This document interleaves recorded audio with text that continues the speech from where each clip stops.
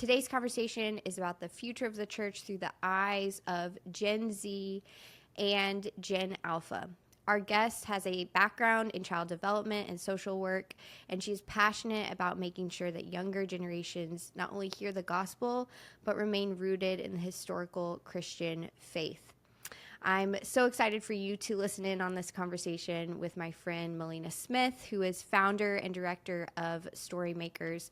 Regardless of what your experience with Gen Z may be, whether you have Gen Z kids of your own or you are scared to death of future generations, I think there's a word here for you, a word of encouragement from Melina to remember and be reminded that the Holy Spirit is always at work where the gospel is preached, and that God promises that the church will remain. This is Outside Ourselves. I'm Kelsi Climbera, and here is today's episode.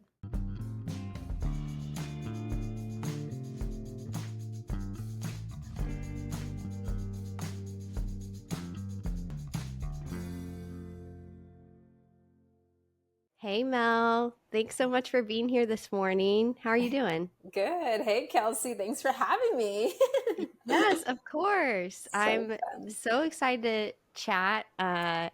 We've we've done a couple of Instagram lives together for different things, so this is not our first digital conversation, but yeah, I'm excited. We're going to talk about teens and Gen Z today, and that is a topic that has really never been discussed on this podcast. So I think that people are gonna really enjoy it. Mel, you are the founder and the executive director of Storymakers. So I'd love if you could start by just telling us a little bit about yourself, but also about Storymakers, what you guys are doing. Oh, awesome. Well, thanks so much, Kelsi. I'm so excited to be here. Yeah, I'm Mel, and I'm originally from Arizona, but I live in New York. We've been here almost 20 years now, which is such a That's surprise. crazy. I feel like Amazing. we definitely I feel like I'm in a Bible story myself, personally.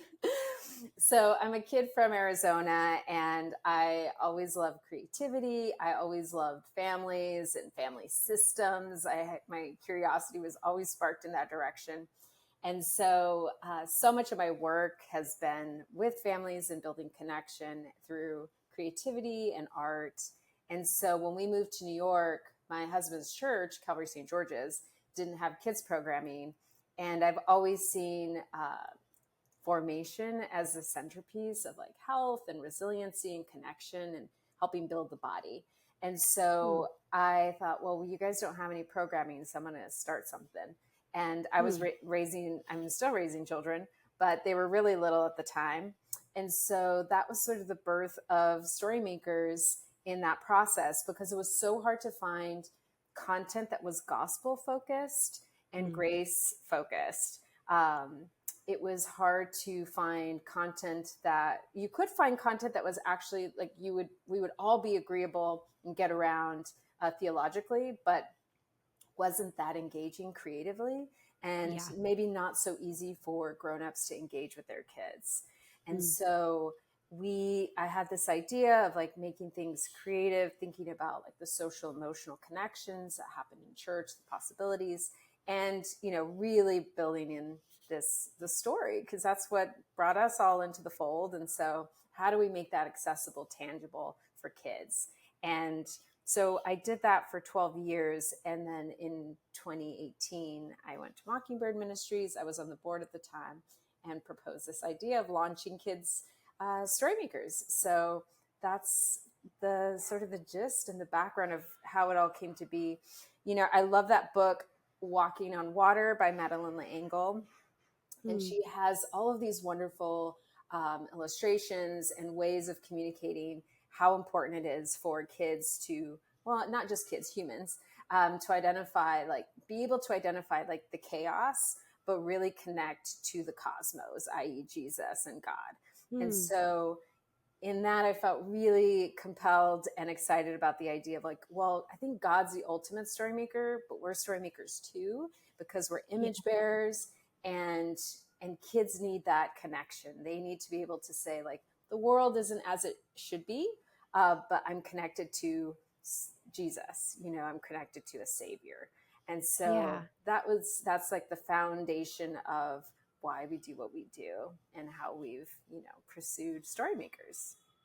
That's awesome. That reordering of cosmos and chaos, I think we so often go into life and live life with it backwards. Like there's chaos and we're in charge of controlling it and organizing it and flipping it um, to and reminding ourselves that God is in control of that, even when that's there, is really comforting and helpful, I think, for kids and for adults. You're right. Um, one thing that I think has stood out to me about Storymakers as I've learned more, and I was able to go to y'all's conference this spring, which was so so fun. You are in New York. I can hear the sirens. Yeah. Just part of it. Was how central play is to your curriculum and to how you're kind of trying to communicate and teach these stories. Can you talk a little bit more about that as like a central part of what you guys do, why it's important, and how that kind of works out in the curriculum itself? The story, you mean itself? Yeah, and this, yeah, how does play Oh, play. for Yeah. kids, yeah, work out in just like the tangible every Sunday or every week lesson for kids? Yeah, I think like the church has done a couple of things. And I think we've done two things. One is we've approached curriculum with, rigidity, and all Hmm. the right answers and with the desire of moral outcome. And I think that's like one camp. And then the other camp has been like entertain them, like just keep everybody Yeah. happy. And if they have a good time, then then they're going to come back to church, or that's satisfactory. But those two things need to be blended together, and that's where I sort of saw the problem. It's like we've got some heavy-handed curriculum on one end, and then you've got just plain entertainment on the other side. And so I think when people think about like play, it might sound a little bit like that entertainment side of things, but we think about it in terms of like processing and building connection. And Hmm. so when kids are going through Storymakers, and grown-ups too, they are processing through tactile experience, and play is part of that experience. And I think it also allows for the play is almost more for the grown-up than for the actual child itself, Hmm. because the grown-ups get the opportunity to empathize and get into that embodiment of the story and meet kids where they are. And that's what Jesus did with us with the parables, right? So he Yeah. painted the story for us, as Luther says. And so we're trying to paint that story for kids, and play is part of that. And I think play is also part of just the embodiment of the story, and like really securing that story into memory and into the hearts of those kids. Yeah, that's amazing. There's so many different aspects and ways that can work out. I hadn't even thought of like the importance of that for adults. So that's really interesting. And I don't think most people probably would be like, most people are, I don't know, actually you tell me, are Yeah. people kind of hesitant about that part of it? Are adults wary of the play aspect, or are they pretty willing to dive into that? I think it's not an easy sell, but when they do it the first time.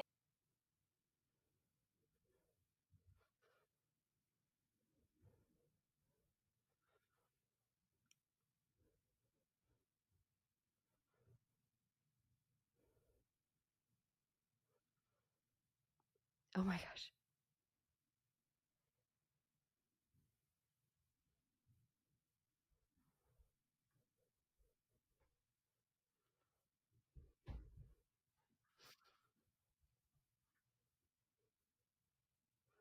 Mhm.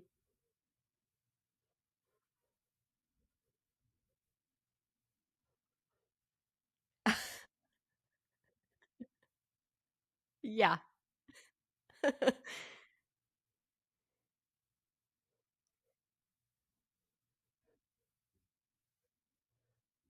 Hmm. Yeah.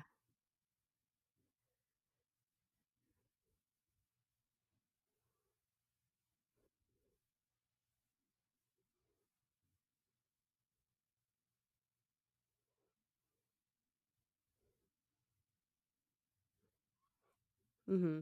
Yeah, that's amazing.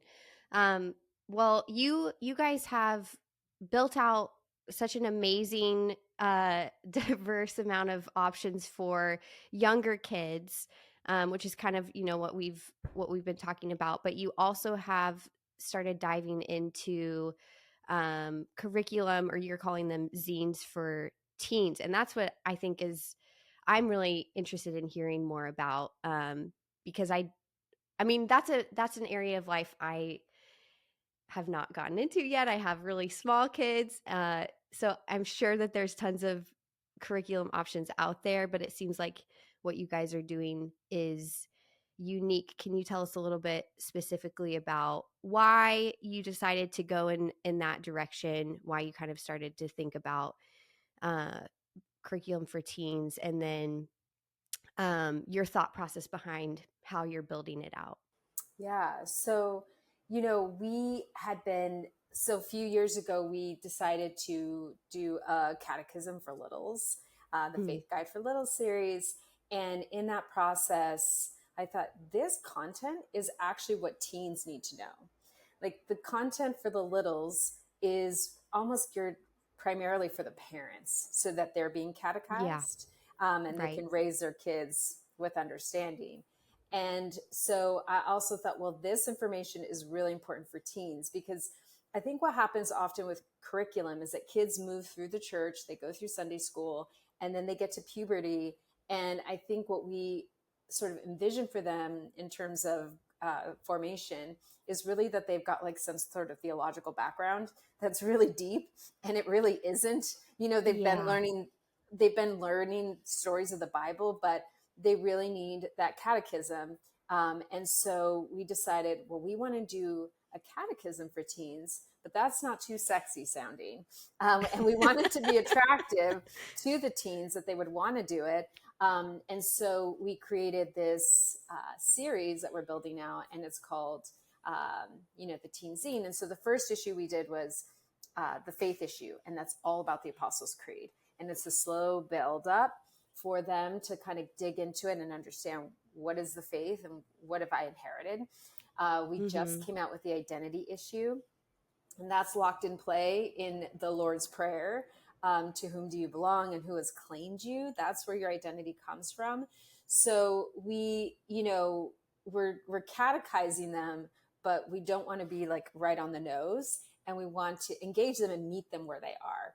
And yeah, so it was from doing the littles that we thought, oh, this is what teens need actually. mhm, So when they get through Bible, then then they can move into this, have a security of like why they believe what they believe. So then when they go to college, they have a yeah. security. When they leave home, they know like, oh, I know what I believe, you know. Yeah, that's and I'm guessing is the next installment gonna be the Ten Commandments then, or what are you guys planning next So in that? we just did all the feels, and that is Okay. really about signs of grace.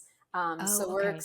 So we're exploring all the feelings, and we're offering tools for teens to kind of navigate their lives as they may be feeling anger, envy, resentment, all of the things that we experience as humans, but to tether them to the promises of God and those tangible Yeah, means, to know that no matter how you're feeling, what awful experiences you're having as a teen growing up, that you are tethered to a promise and you're yeah. secure. And so we're exploring all the feels, and then we'll move to 10 Commandments in the spring. I was at Sparks, the conference, y'all's conference this spring. I was really struck by your presentation with Karen, your art director. You both got up and talked about a lot of these ideas behind the teen curriculum, but you both brought in your own experiences as teenagers, which really helped me kind of reflect on my own Yeah, experience of like what did I take from those years, like where was I, because it's you don't always self-reflect in that way. So I'm curious what your experience as a teen personally, how that has influenced this, if it's influenced it yeah. at all. I I imagine it definitely did, because I did, I was a church kid, and I went to mega church, and I was pretty active. I loved like going on mission trips to Mexico, all these things. But at the core of it, I wasn't quite sure what we were anchored in. Yeah. And I just was like, I know Jesus is the answer. I feel that, I know it, but I have a lot of Mormon friends, and they seem aligned like behaviorally. And so much of the curriculum was a high emphasis on behavior modification. And Yeah. so we were sort of aligned in that way. And so it made me feel confused about like, well, what's really, I know they have different gods and different other weird things going on, Right. um, but at the end of the day, like if everything is about behavior modification and outcome, like we're sort of on the same path. And Yeah. so I was always super curious about like, what happened to the church? Like, what do we actually believe in, and what is really super different from other Hmm. religions? And so, I think that the series, if a teen is exploring those questions and wondering, like this is going to give them some good information to hang on to. Yeah. Yeah, I agree. I mean, you're so right that it's, whether it's little kids or teens, it's so often this behavioral approach or this fun approach. Um, or it might be really traditional. Like, I think that's probably more where I've seen curriculum fall so far in like the few years I've had in parenting, where it's very traditional, but it's and it's maybe presenting the gospel, but it's so like boring and unengaging that it my concern is like, are kids gonna even care about this kind of? And I think that's a valid concern at some point. So I love that you're talking and you guys think through so much about meeting kids where they are, because that's not necessarily, or it's not changing, you're not changing the foundation of the faith at all. You're presenting it in a different way that people can relate to. Yeah. um yeah, and I think for teens especially, it's a common cliche to hear from older generations about how awful a younger generation is or how concerned they are, and we get hit all the times with the really terrible stats about Gen Z, about anxiety and loneliness and all of that stuff. Yeah. What have you found in your research and your experience, because you have Gen Z kids? I um, you've got them. uh, what have you found to be hopeful and Mhm. also helpful in thinking through how to present the gospel and theology to that generation? Yeah, I would say, like Fuller Institute came out with some data last year, but the crux and heart of it really is like silence is the faith killer.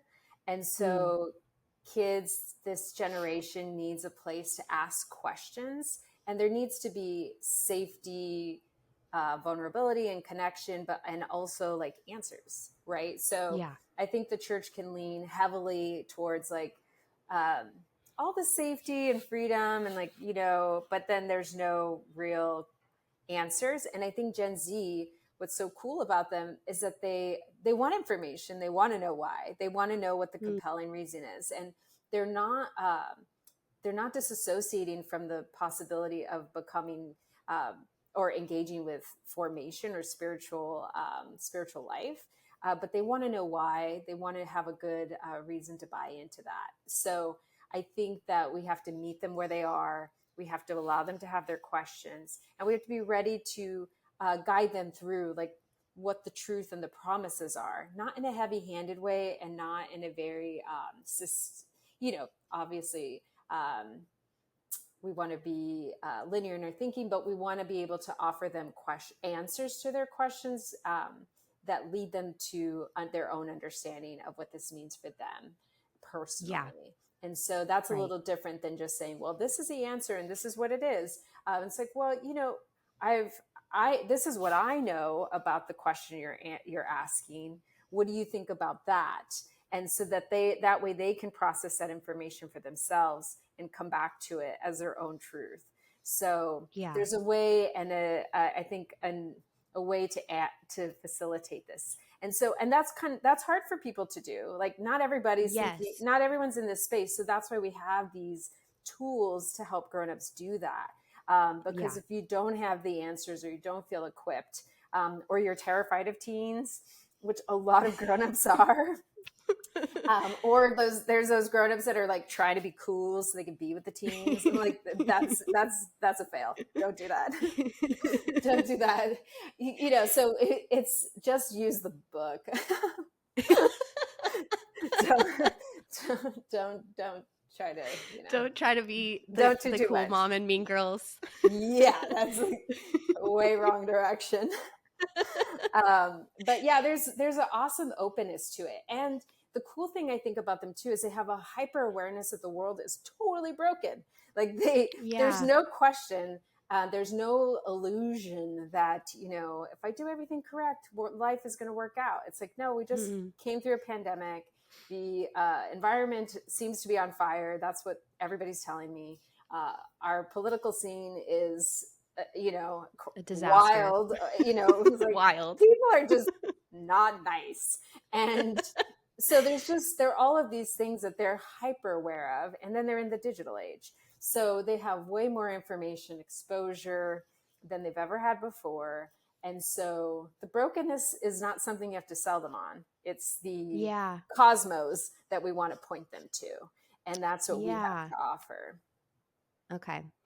Um, you kind of touched on this, but I hear in all of this, like, my mind as like a type A, give them black and white, like give them Yeah, the answer, is like there's risk in this still of or it I hear that a little bit, and maybe some older people might hear that too, of like, well, if you don't give them the exact answer and you engage more in this dialogue and back and forth, what if, they take it the wrong way, or they go in an opposite direction? What would you say to that concern and that anxiety from millennials or yeah, boomers, older people who are yeah. used to kind of having things buttoned up? uh, I would say that we do have a high view of the Holy Spirit, yeah. in our approach. I would say also when you get into the contents of the zine, you those like wrap up chapters is like really buttoned up with that theology, and it's there.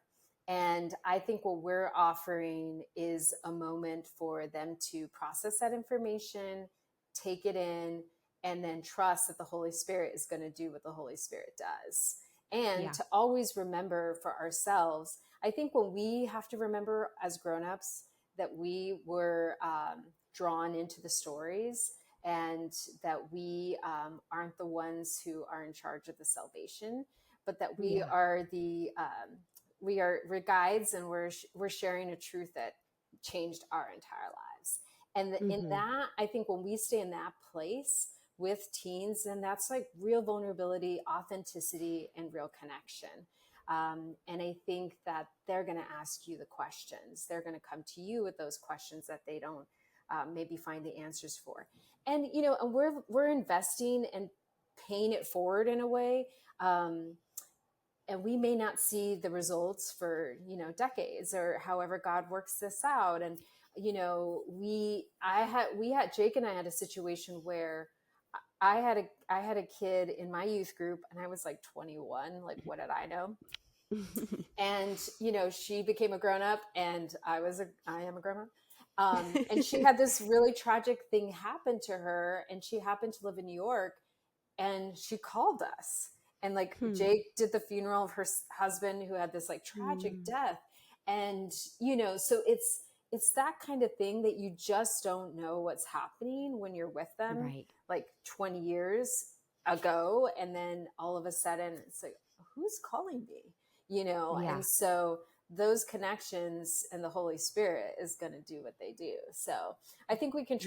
we can trust in that. But yeah, I hear you, that idea of like too much open-endedness and too much freedom.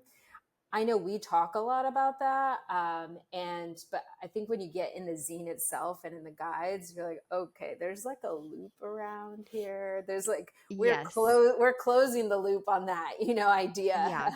Yeah. especially with the identity issue.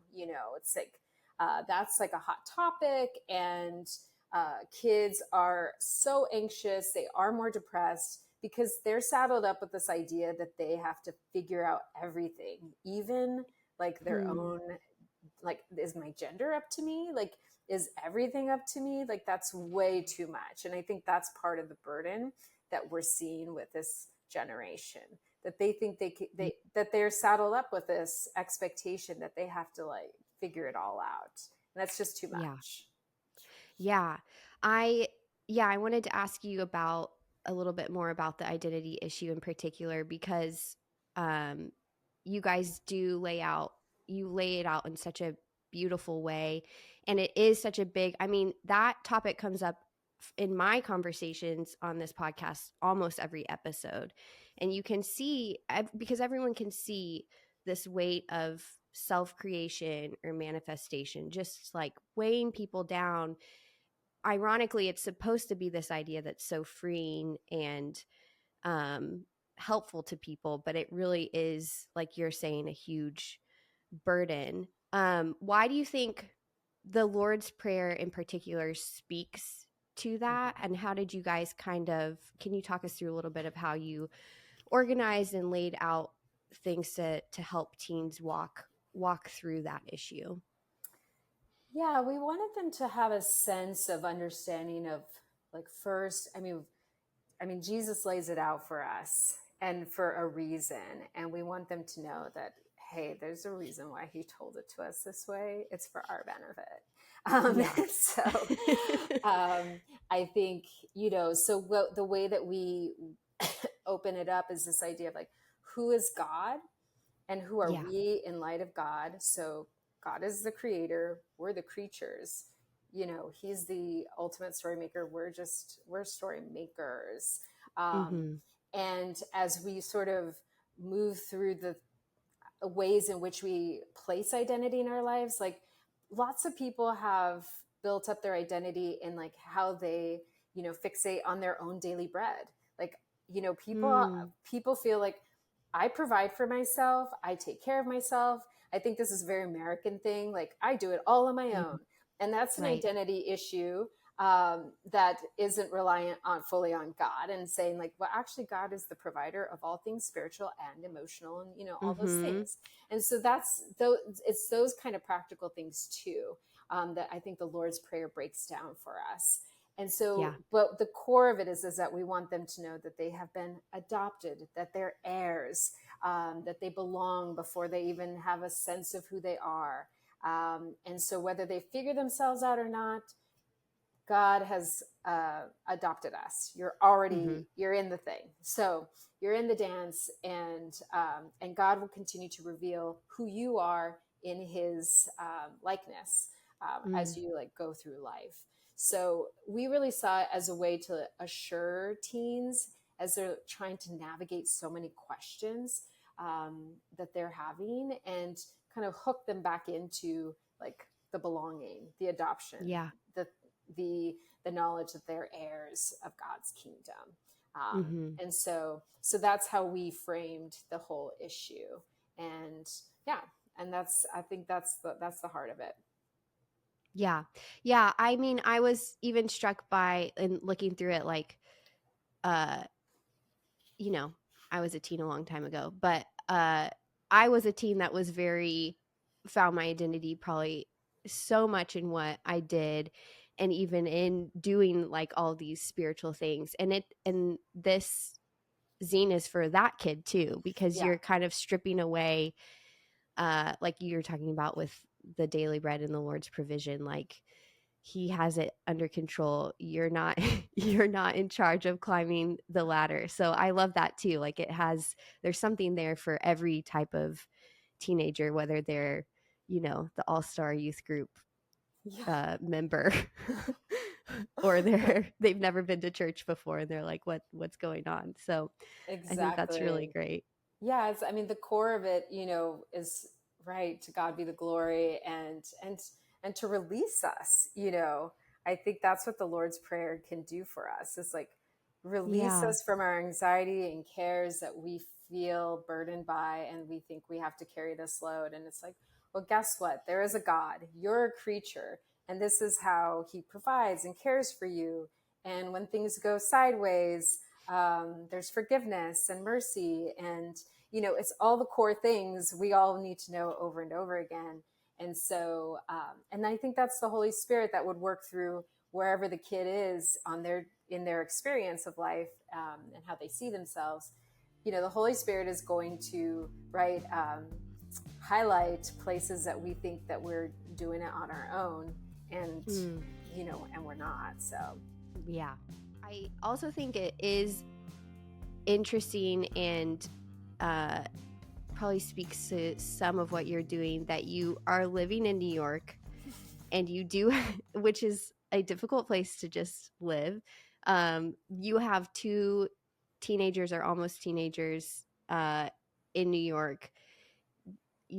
What has that experience been like for you and Jacob? Where have you found comfort, and where have you kind of learned when things are difficult? Because yeah, it's not, I don't think it would be the environment that most Christians would be like, let's go here and raise a family, probably. But you guys are doing it, and you're doing a great job. And I don't mean to put you on the like, here's 10 steps to yeah, raising no, your kids, but I think it would be awesome to hear a little bit about that experience for y'all. yeah. I think one of the things that we've tried to hold, and I, I I encourage all families to do this, is to see how you're staying connected. And Mm, that is a practice that we've held on to since like the kids were born. Like every summer, like around this time, we're like, how are things going? Are we all connected? Like, what are the things that are like going sideways, that we can yeah. try and reorient? And it's like, well, how's Sophia doing? Like, how's Henry doing? And so we always do like a check-in on family, and that's something we've always done. I think, so for us, like for me, staying connected with the kids is really important. And so I was saying this to a friend of mine yesterday. I said, we've built strong connections. Sometimes these teens tell me too many things, like my kids. I'm like, I really said I would have kept that a secret. Maybe you want to hold on to that. That sounds private. I don't know. But I think staying connected is key, because then we have great conversations around things that they're Yeah. seeing on the streets, and, things that they're hearing in their school environment, or, I mean, for example, you know, Sophia's school is, I would say, on the progressive side of things. And so they let the kids like leave school one day to march, when I think must have been last year, around the Roe v. Wade thing. Mm, The conversations around that, which is a highly sensitive issue. yeah. And so then we had a lot of conversations around like, why are the kids gonna leave school, like what is this all about? And so we had a great open dialogue about like our perspectives and how we see these things. And so I think that the city affords those conversations, For um, sure. Yeah. because you can't just like move through life without having them. And I'm Yeah. glad that they talk to us about all of these things, or things that they're seeing, yeah, just on the subway, or their relationships. And Right. I will say the benefit of being in the city, though, is that there is a comfortability with difference here. Yeah. And so they do have a lot of friends who come from different faith backgrounds, and it Mm-hmm. doesn't bother them in a way that undoes their own belief system. And I think Yeah. that when a lot of young people get to college and that's like their first experience of that kind of a difference, then they're sort of like, oh, what was I raised with? Why do we believe all these things? Right. Maybe I'm not a Christian. That seems really interesting. but immersed, and we've had these conversations. We're like, oh, well, your friend's Hindu and this is what they believe about that. That's why, they don't eat this, or, so these things have been very familiar and comfortable. And so I think that's pretty cool that there's just not an Yeah. undoing or insecurity around like, well, hey, I'm a Christian, Mm-hmm. and you're not. And like, that doesn't, undo them, in a way, because there's a Yes. Yeah. security there. Yeah. So Yeah. That's awesome. It's you can't avoid the conversations in a place like New York. And it even kind of probably pushes you into those in a lot of ways that it doesn't happen for other kids. And that's not to say, if you're growing up in the suburbs of Dallas or wherever, like those conversations can still happen. yeah, media definitely has like exposed everybody to everything. Um, so I think that, yeah, those conversations can happen. I think for grown-ups, it's important to have like an openness in that in the receiving of those topics. I don't Mm-hmm. think that there has to be an over affirmation of like, oh yeah, yeah, Billy, like that's, I think that there can be a place in which it's such a fine line, a fine dance of like wanting to have connection and be able to be who you are as a grown up and the values that you hold, Yeah. and not overly like being projecting them on the kids, but not overly affirming whatever they're sort of experiencing as truth.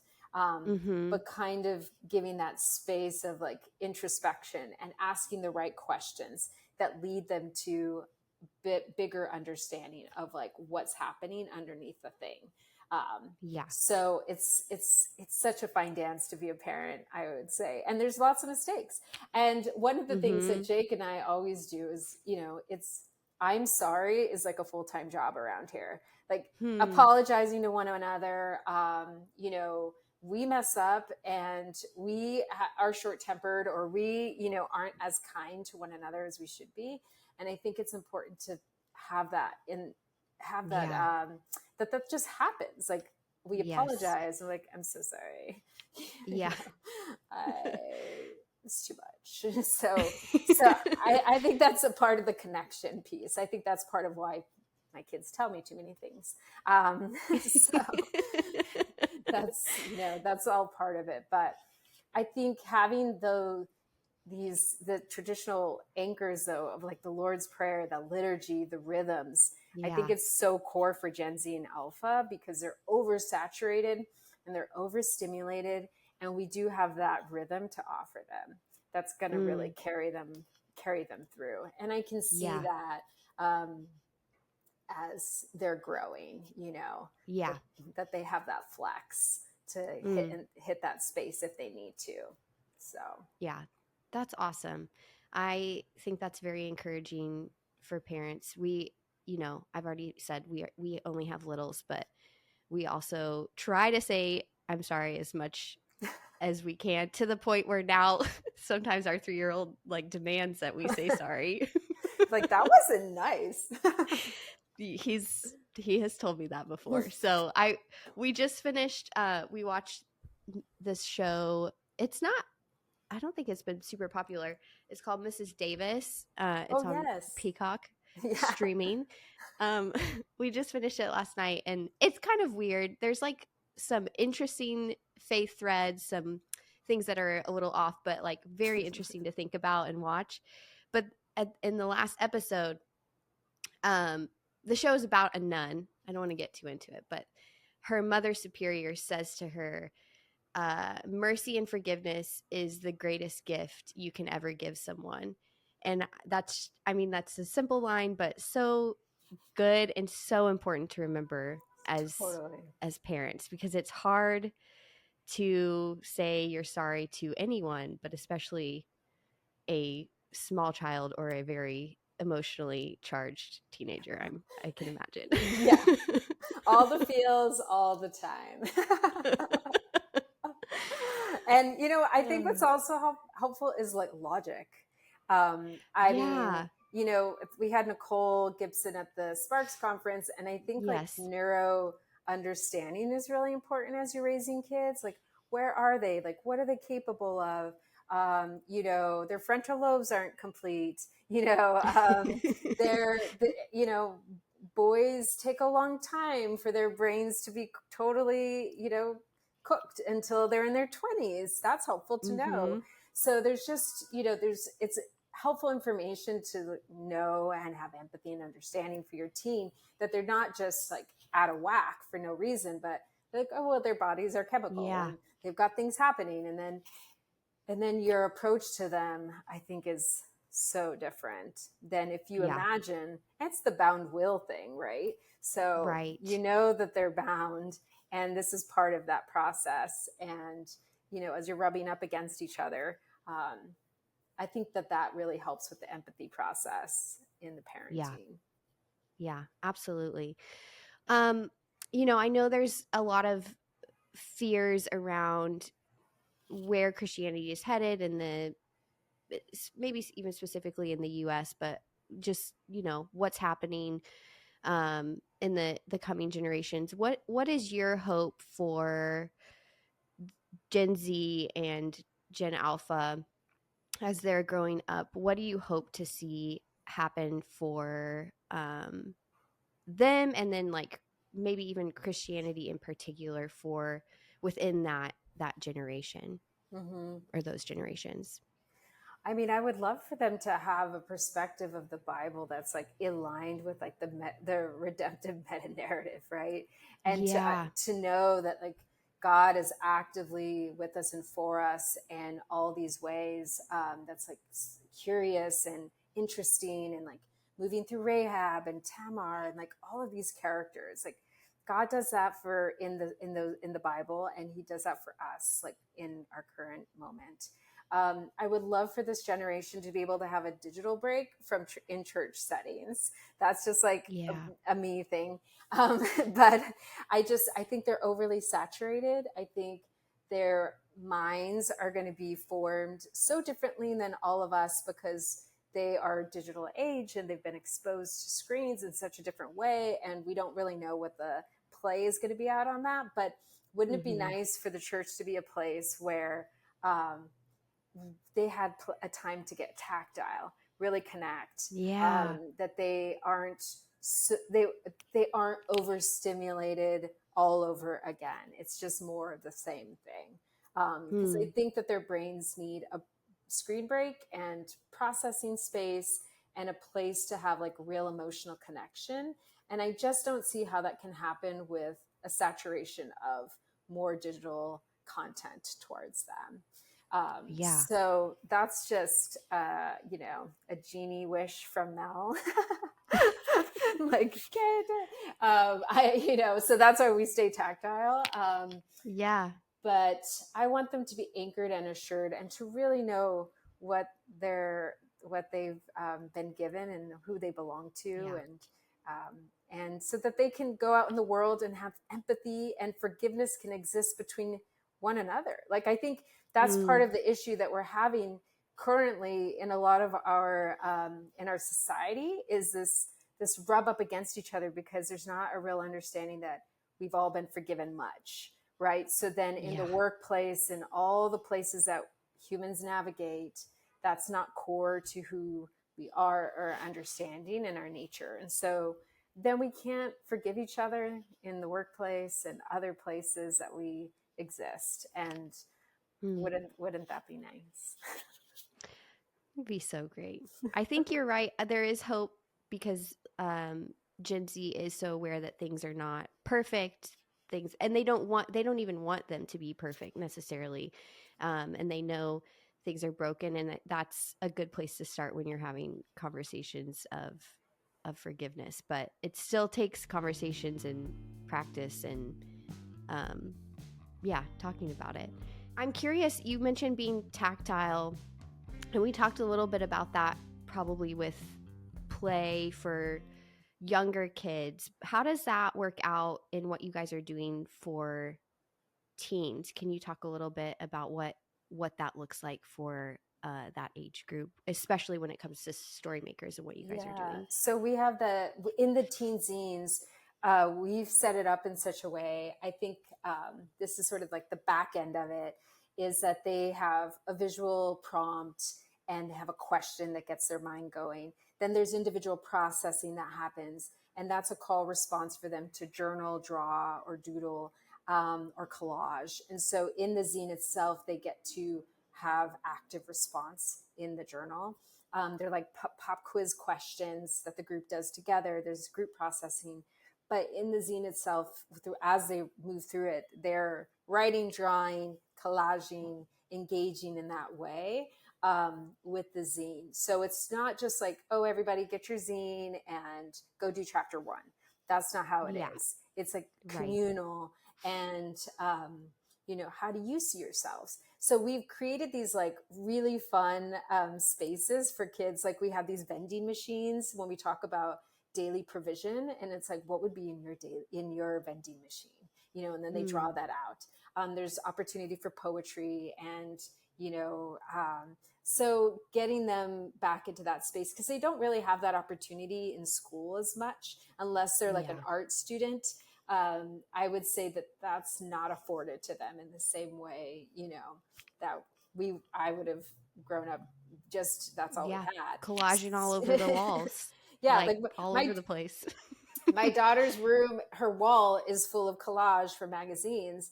And when we were building out the zine, we did a focus group with teens, like 3 different groups, and we like let them make their own zines. We gave them a few different projects, and when I tell you, like they just sat for hours doing this, like just you That's could. amazing. It's like they're still kids, their bodies are like growing. They still need that like real tactile experience, and then they're like telling each other stuff. They're all talking to each other, kids that don't know each other. It's just that side by side playing, just as you do with toddlers. Like Right. that's how they foster connection, and that's how we do that with the teens, getting them that opportunity to kind of process and flex Yeah. in a different way. So yeah, it's really, I think it seems like it's really meaningful for the teens that are jumping in. Yeah. I mean, I wish I've said this before, but I wish I had had it when I was a teen. It's beautiful, but it's also fun and it's approachable for, you know, a 14-year-old, 16-year-old. Like they're going to have a lot of fun with it too. So, I think you guys have done such a good job thinking through it from start to finish. I want to just ask you, because I know there are probably going to be some parents that listen to this who have teens, and even though we're doing our best to like fill them with encouragement, are going to at some point feel like they're failing, or they're still fearful of their kids leaving the faith, because that is also like a reality that Yeah. happens. No matter how good of a parent you are, no matter what you're doing and how you're getting involved with your kid, what would your encouragement be to parents who are feeling that right now, like feeling that fear, or that even condemnation that they're just not doing it right? Yeah. I would say get really curious. I think that's how you build real connection. When I worked as a behavior therapist in Pittsburgh, I was like assigned really tough kids, and they're like, Mm. you're never going to get through to that kid. And my goal always was not for outcome or for them to like graduate even from high school, but to build a connection. So that was Mm. always the core. And so I think that the way to do that, and what I would always do is like who are they, like what are they curious about, like there's so much connection that happens in relationships, and probably our most meaningful relationships are with people who actually care about who we are as human beings. That discovery, and it seems like, oh, I want to get together with my friend Katie because she seems really excited about what I'm thinking about. I'm really excited about what she's thinking about. And we can apply that logic, I think, with our teens. And I think imputation is core. Like Mm. imagine them as the people that belong already. Like imagine Yeah. them as adopted teens. like whether they are like sneaking out the window or just doing whatever crazy things teens do now. Um, my kids are just, they're like too lazy to do that kind of thing. But, whatever rebellion looks like for your teen, it could vary. Yeah. I think, the main thing is to always live in that space of imputation and seeing them as uh, Yeah. adopted people, that God, that he is so for you personally. He is way more for them than you could even imagine. And I think Hmm. that's the place in which we approach them, and with curiosity. And it's like, you know what? They're really into boba tea. Sure. Let's go get boba tea, or whatever. Like, being a parent is humiliating. That's like the whole Yeah. process of like being embarrassed and getting more comfortable with that embarrassment, for their Hmm. own good and preservation. And so I think that's kind of part of it, being willing to play, being willing to, yeah, meet them where they are. So, and That's that's great. not to, Yeah. and that's not to say like, being the cool mom from Mean Girls. That's not that's not what they need. They definitely don't need that. They don't need you to be cool or try to be hanging out with their friends. But they want to know authentically and genuinely, like, you're curious about them, that you care about Hmm. them. And Yeah.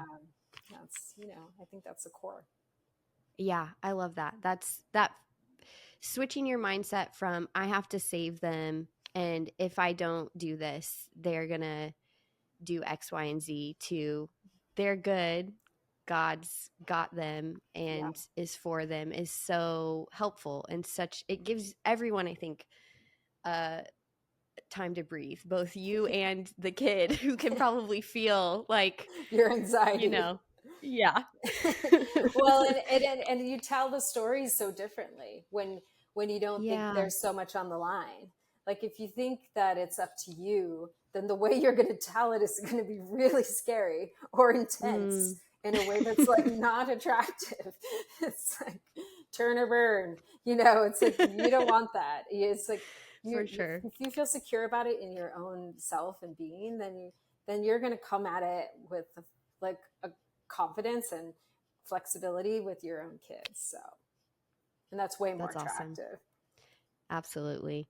Well, Mel, thank you so much Yes. for your time this morning. You mentioned stuff, new stuff coming out for Storymakers. Can you just tell us a little bit more about what's coming out this fall, and where people can find more about you guys and Yeah. order stuff? Yeah, there's a couple of really cool things I love to mention with Storymakers, especially to people who are like churchy people or whatever. But we do a church match program every year. And so you could subscribe to one of our curriculum programs, and we offer like major gifts away because we want to meet churches, whatever size they are, with gospel materials. That's like what we core to who we are and what we love to do. And in this fall, we have a teen subscription. It's already available now. So you can subscribe to our teen, and we have Spark cards. So if you don't want youth group to be awkward, we have conversation starters that will really ease you in, get the party started. And then we have the teen zines, the faith issue, the identity issue, and then all the feels is coming out this fall. We're super excited about that. And it just has all the fun stuff like stickers and postcards, and they Yeah. love all of those goodies. Yeah. So that's super fun. And then we're launching Storymaker Classroom, which we're super excited about. So if you're a Oh, church awesome. or you're a school, Christian school, we have a new program that's launching out in August, and that's for school material. So because we know a Great. lot of we know a lot of schools are teaching Bible. We want to help you Mm-hmm. be able to do that there too, and give them the goods. Amazing. That's Yeah, awesome. so fun. Well, thanks for talking. Yeah, I am hopeful that people will log onto y'all's site and follow you on social media and Yeah, learn more. And that's great to know about the classroom stuff, because we have kids yeah, in Christian schools. So I'm going to be thinking about that for the totally. next few weeks. Outside Ourselves is a 1517 podcast. To learn more about all of our shows and all of our podcasts, please go to 1517.org podcast. If you like today's conversation and you haven't done so already, please subscribe wherever you're listening or watching. If you watch on YouTube, I hope that you will subscribe to our channel. We have some new original content coming out there. And if you subscribe, you'll be sure to get notified whenever a new video releases. And if you are listening on a podcasting platform, make sure you subscribe as well. I'd also love if you could give a 5-star review. That's really helpful to me and a really easy way to get the word out about Outside Ourselves. See you back here in a couple of weeks with our next guest.